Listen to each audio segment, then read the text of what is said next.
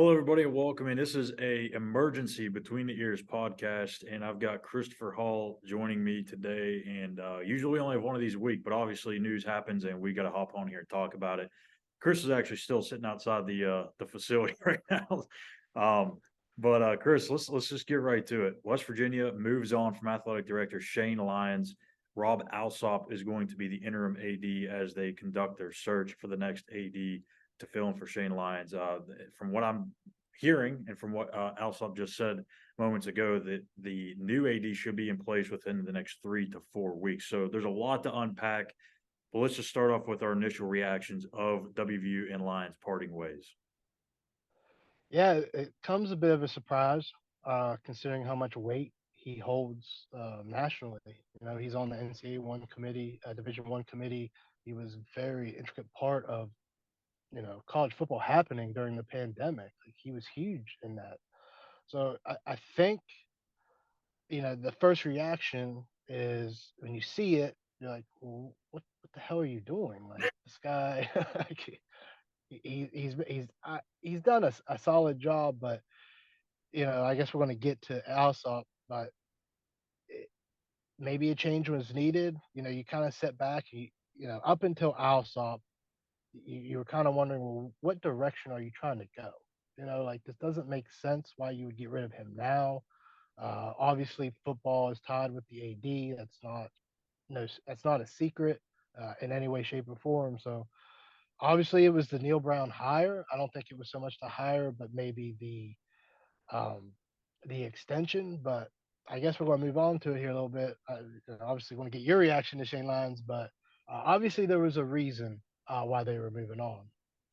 Yeah, I mean, to me, I'm not. I'm kind of indifferent on it. I get the fans wanted Shane Lyons to go because of the Neil Brown situation, but again, I don't necessarily think that him hiring or extending Neil Brown um, maybe is enough to warrant him to be fired. I mean, he's done a lot of good things since he's been taken over that role.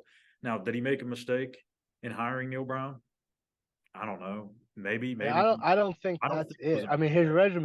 his resume is too good. If Yeah, you fire Neil Brown today, you're looking for the same type of resume. So exactly. it's really that extension, the buyout. But really, when you look at the timing of it, just led a program to 6 wins with a bunch of sophomores during the pandemic.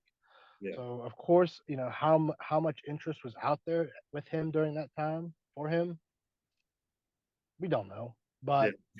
But at the time, there was South fear, Carolina and was there was a apparently. lot. There was a lot of fear because you saw it on social media. Hopefully, he doesn't leave for Kentucky, even though Kentucky wasn't looking for a coach. So there's a lot of people that can go on their own timelines and see what they're saying at the time. But uh, Yeah, I yeah, I think think that's really what it just didn't work. It just it didn't was. work. That extension just didn't work. To me, I think it was the extension. Like, had he not gave Neil Brown that extension, is Shane Lyons still the AD? Because in my opinion, I think he is. Because I think that Maybe, dynamic but changes. they may have had to move on from the coach quicker because all of a sudden the reason why he got that extension is because the recruits he was looking at 2 years down the road he wasn't on contract.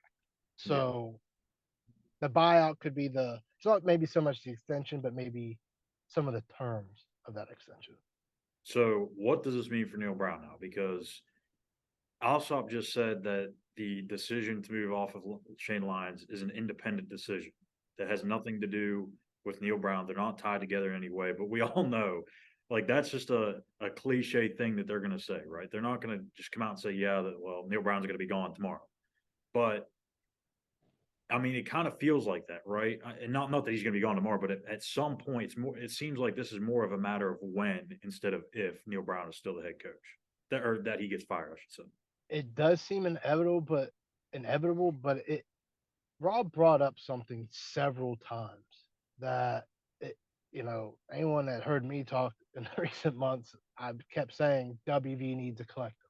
Don't have the talent, they're not winning their one on ones. You got to get a collective, and it appears that that has been an issue within WVU. He kept saying times have changed, the NIL, the transfer portal. He made that clear a few times throughout this press conference.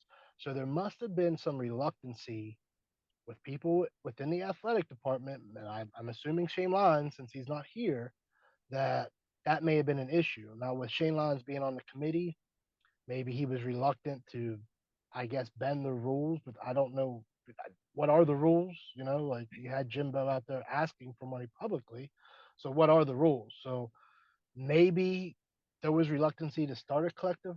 Maybe the donors actually did want to start a collective like that, like you see at Miami, where John Ruiz is he bought some of our players, right? Like he's gone, they're gone. So maybe that was some reluctancy. Maybe that's, of course, this is speculation and kind of reading between the lines, but it just sounded like to me that there was there was resources in place that that could have been utilized but wasn't. So when he's talking about the wins and losses on the football field, it kind of seemed like Neil may have had his hands tied behind his back when you're starting to lose players to the portal and you don't have that collective. Like Messidor should have not had any opportunity to be looking anywhere else. Like should have been taken care of. Same with CJ Donaldson this offseason. Like no, he should not be taking calls. He should be taken care of. So maybe that's part of it. Maybe there's more to it. Maybe we all won't know. But he did say 3 to 4 weeks for the new AD, but he also hedged and said it could possibly take longer. I don't think that's ideal. If the move is that you're going to get rid of Neil Brown because the new AD You got to give it surely to. wants his own guy, but maybe they want a guy that worked with Neil Brown because maybe he wasn't getting the money he needed to be successful on the field. So, I mean, does this even really fix anything? It is really my question for you because, like, just because you fire the AD doesn't mean you're obviously going to get everything right. You're going to have to get the right AD, and that AD is going to have a ton of pressure right off the bat. Does he keep Neil Brown? Does he move on? And he's going to be evaluated on that decision. So he or she, I should say. But you have that, and two, do you feel like maybe there's a possibility, like you said, that maybe Shane Lyons kind of held back the football program to an extent because of what he was allowed and or allowing and not allowing to have happen? That's what it sounds like. It sounds like he kept saying they want someone to evolve with the times. So he he emphasized that a few times. So to me, that's what it was. He wouldn't detail it. He would not get into details about it. But it sounded like they wanted someone to be like, look what A&M's doing. Look what Miami's doing. Like, what Georgia's doing. Look what all these guys are doing. Why is West Virginia not doing this? So I think that to me that seemed to be the answer of the day. Like NIL, transfer portal, evolving landscape. I know was it I don't remember if it was Huggins or Lyons. They said that the Coliseum's name's up for grabs. That nothing's been done by that. Uh, I know, I know Barstool's not a big fan for a lot of people, but Dave Portnoy was like, "Hey, Yeah. he's got money." So I think you're probably going to see more advertising. You're going to see. I know a lot of people don't like it, but I think you're going to see more of it where it's going to start looking more professional, even more than it already does around here, where more advertising, more corporate involvement, to where you have money and resources to compete in the Big 12. Yeah, because I mean, really, that's how you're going to be able to win games right now. I mean, really, in any sport in college athletics, football, basketball, whatever, if you don't have the money, it doesn't matter who your coach is. We've seen that even with basketball. Bob Huggins has had, he had a down year last year. We don't know what the team's going to look like this year, but we know that to keep players that are really, really good, you're going to have money moving forward.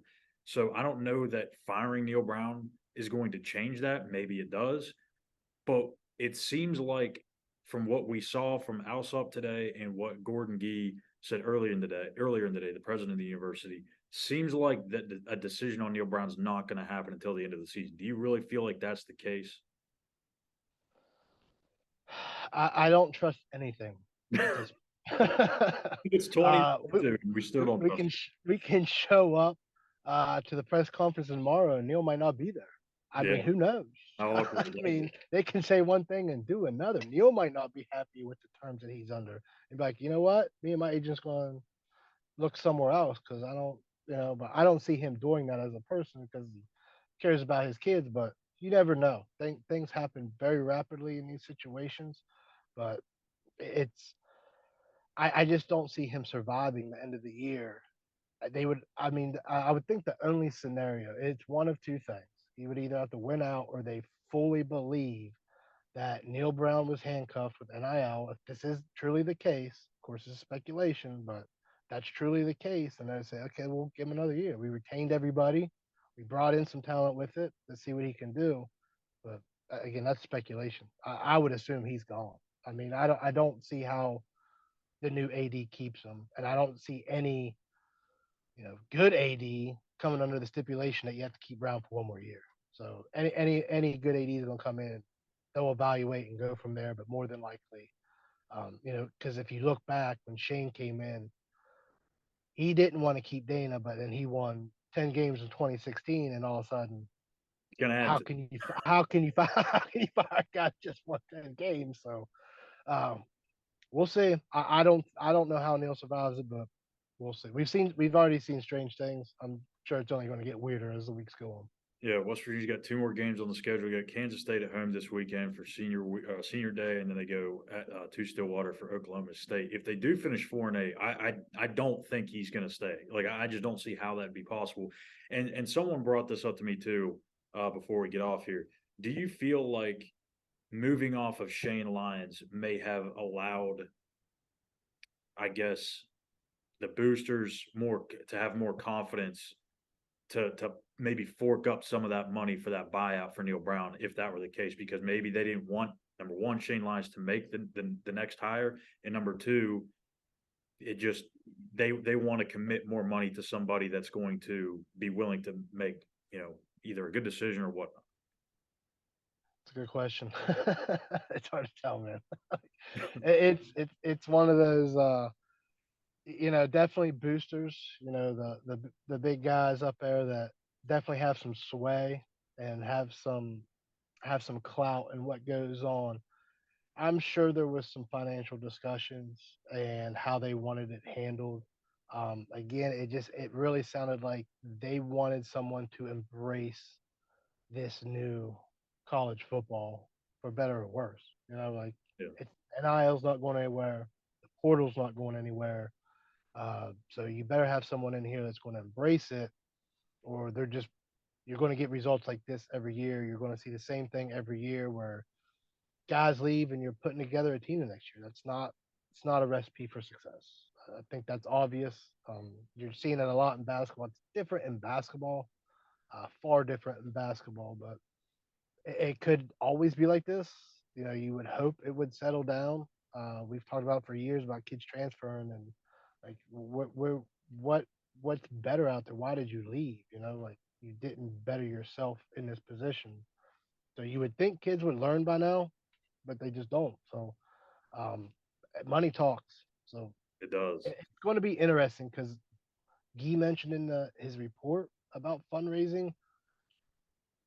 Who the new AD I think is really going to be important on fundraising, obviously. But how much does that increase on the hire? Will it be because of the hire immediately, or is it going to trickle later in the coming months when he makes his rounds to the donors? Then will they start cutting checks? Because it's not just NIL. They just caught up kind of with facilities, right? Like Yeah. they're just on the par on the inside. From the outside, you don't see a lot, right? Like fans don't see it. They didn't really make it big or expand anything by a huge degree. So they've got a lot of work. He's going to have a lot of work cut out for him when he comes in because you don't just have football, but you also have a Hall of Famer of the Coliseum.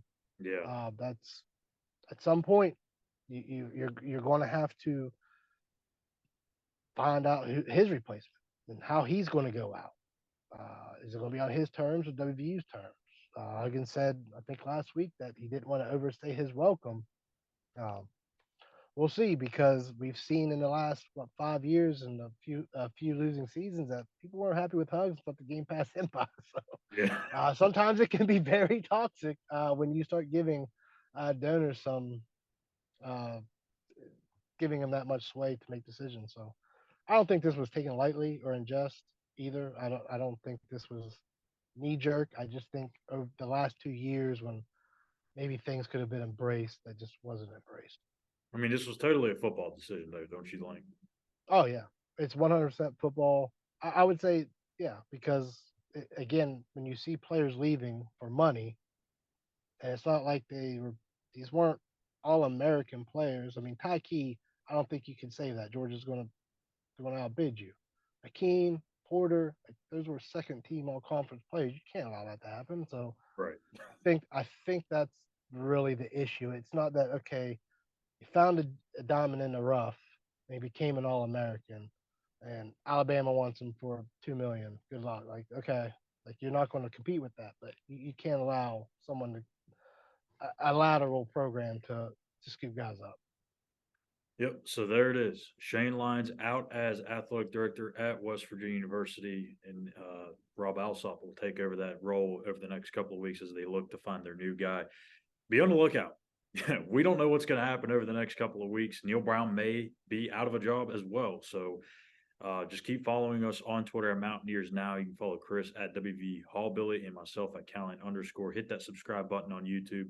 Mountaineers Now. We'll have our regularly scheduled Between the Ears show on Wednesday. I'm going to have Zach Campbell on to talk about the quarterback situation between JT Daniels and Garrett Green and a whole lot of other stuff coming up. So keep following us on the site. We've got a lot of good stuff coming up for you.